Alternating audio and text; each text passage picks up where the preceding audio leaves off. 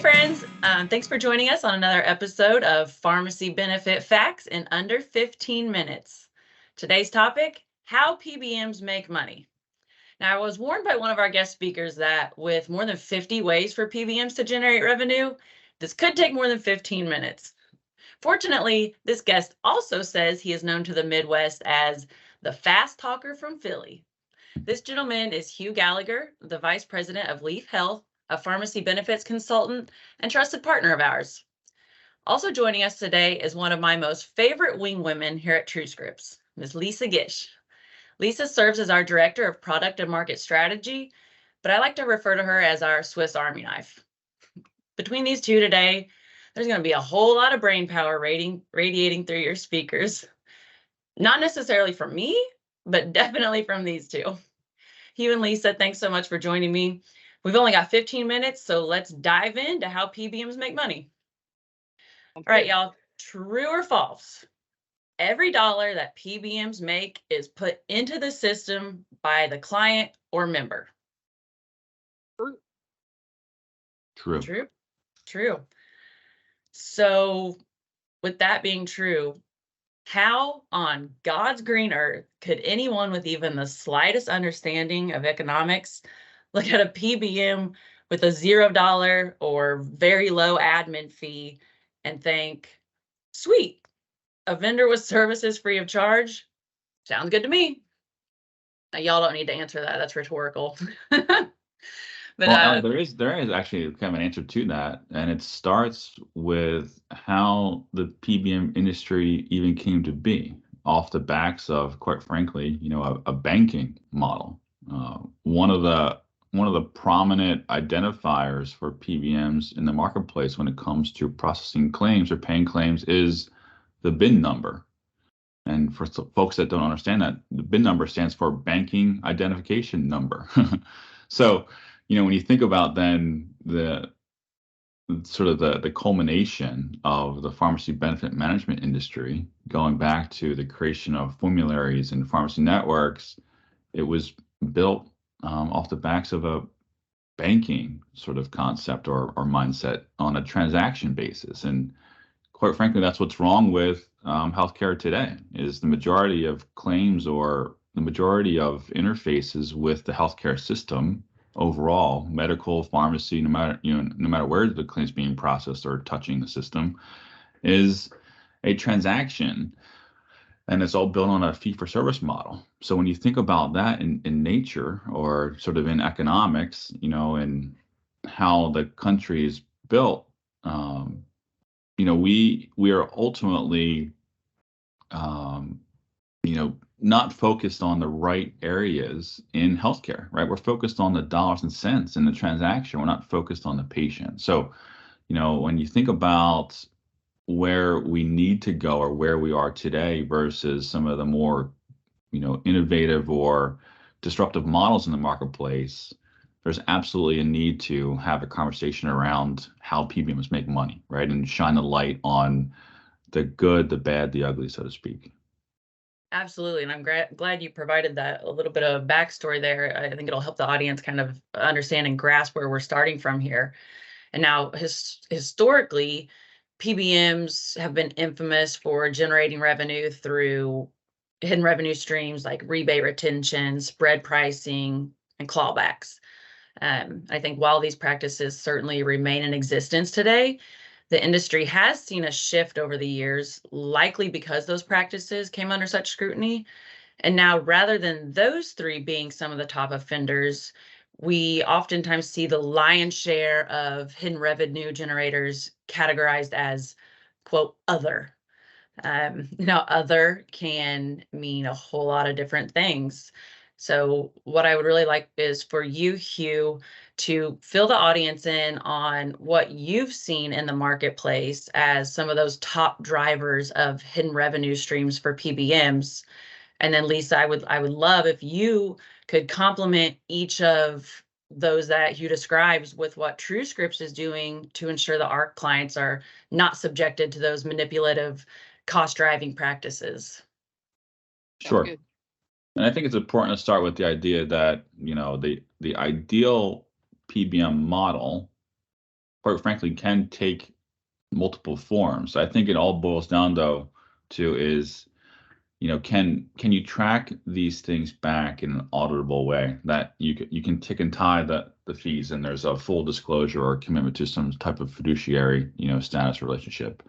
And I say that because, Al, you said it up front, right? I think the evil model out there is that traditional spread-based model, because you have so many levers you can play or pull, um, to make money on the pharmacy benefits and the claims being processed. With that said, there has been a move towards pass-through or transparency, but both of those words have become sort of buzzwords in the industry because there's many different flavors of pass-through or transparency. Yep. So it's important to know, that there are 50 plus, 75 plus different ways that PBMs can make money. It's a matter of how they decide to make money, right, in their approach to the marketplace, and the transparency relative to their pricing and their profitability. Not so much revenue streams, right? Because revenue streams, again, exist. There's probably 100 plus revenue streams in the typical PBM deal or offer and how they do business. But it's the idea of where is the profit being made? Because in a pass-through setting, you typically have a laundry list of fees that are disclosed in the contract, many more than a traditional spread-based arrangement.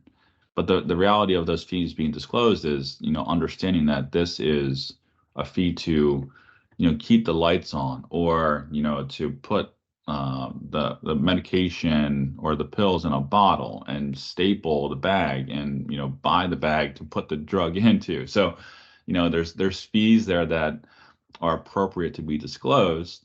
But depending upon the PBM or the distributor of the medication, there's different ways to mark up or charge a different fee, and it's just important to understand how the PBM makes money at the end of the day, and make sure that commitment is clearly defined in the contract.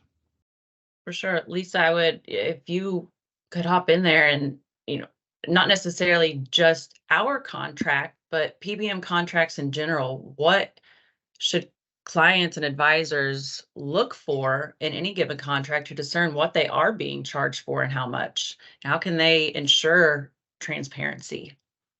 Sure. Well, I think you have to first look for words like admin fee, something along that line, because that is one of the more common revenue streams that's not always in place. Obviously, as you said earlier, a lot of traditional market PBMs maybe have zero admin fee. But you do want to look for it and see if it's even referenced in the contract. A lot of times it's referenced, but it may have a zero next to it. I think the other thing is looking for some of the hidden language, because the word spread pricing don't appear in contracts, but there are words that appear in contracts that basically say we're going to be paying the pharmacies a different amount than we'll be charging you as our client. And sometimes the wording is in more of that type of way than ever saying the words spread pricing.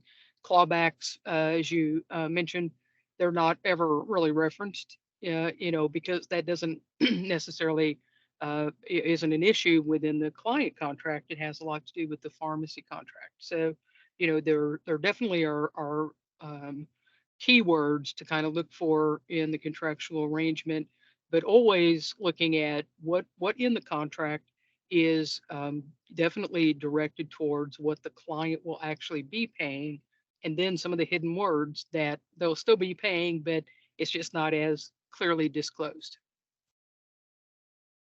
Right. I agree, Lisa. And, to piggyback on a couple of those concepts, first one you mentioned was admin fees, and how the charges are coming forward. In the admin fee world, so to speak, there's different ways to charge for PBM services, per script, per net paid claim, per employee per month, per member per month.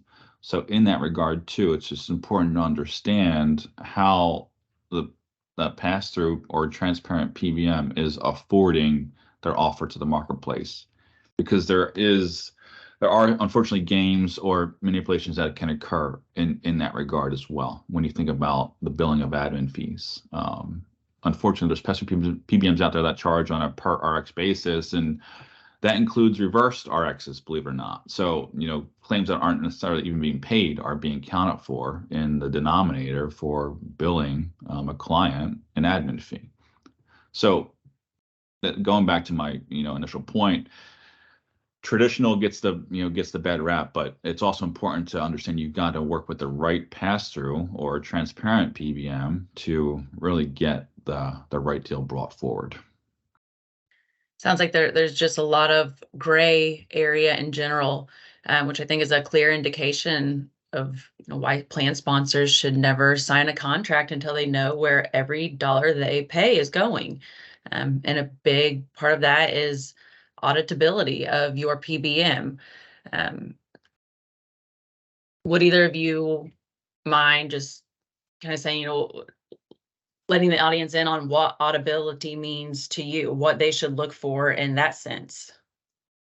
Sure. And I could start because this is ultimately, a big part of our practice here in my current role at Leaf Health, is working with the right PBMs and making their recommendations based on one of the factors is their audit rights, right? And the access to understand the pricing from a PBM side or pharmacy side and how that translates to the client or employer side and ultimately the checks that they're writing at the end of the day. So it's important that, number one, in the contract that's written for the employer or for the payer, that each claim ties to a certain definition or a certain discount or rebate, and no stones left unturned, to the extent that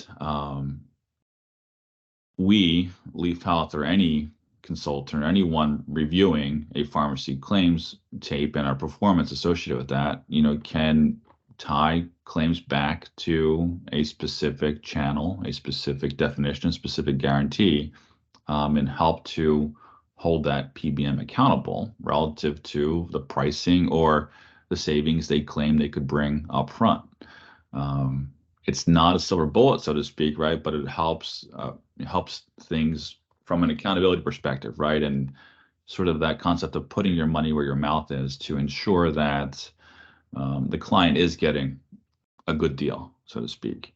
I can tell you that in most traditional or spread-based arrangements, there's a commitment to savings in an RP process or via a reprice that says, hey, we reprice your claims and we'll save you 20%. But then the reality is at the end of the day, or as that year trends forward, the costs overall to the payer have increased by a trend of anywhere from 3, 4, 5 up to 10, 15% based on the drug mix and where things have gone. And that doesn't necessarily not exist in the pass-through or transparent world, but the reality is it's a much cleaner, much tighter contract, and a commitment to being transparent on the pharmacy pricing and having access to the rebate contracts and the network contracts is a key determining factor for us recommending a PBM, because we're able to sort of do our job right and trust but verify that the PBM that we've recommended or that that won the bid, so to speak, is ultimately performing as they said they would. Yep, trust but verify. That's one of our favorite sayings. And for clients and advisors listening, being able to identify and verify all of this, it can sound intimidating, and at times it can be. Digging into a PBM contract, PBMs unfortunately use confusion through complexity as a marketing tactic. So for any questions you have, anything more you would like to know, I'm happy to connect you with Lisa or Hugh. Y'all can shoot a message to partnerwithus@truescripts.com, and I'll be happy to connect you to either of these two or anyone else on the TrueScripts or Leaf team. Thanks everyone for tuning in, and we will talk to you next time. Hugh and Lisa, thanks so much for joining us today. Thanks, Allie. You're welcome. My pleasure.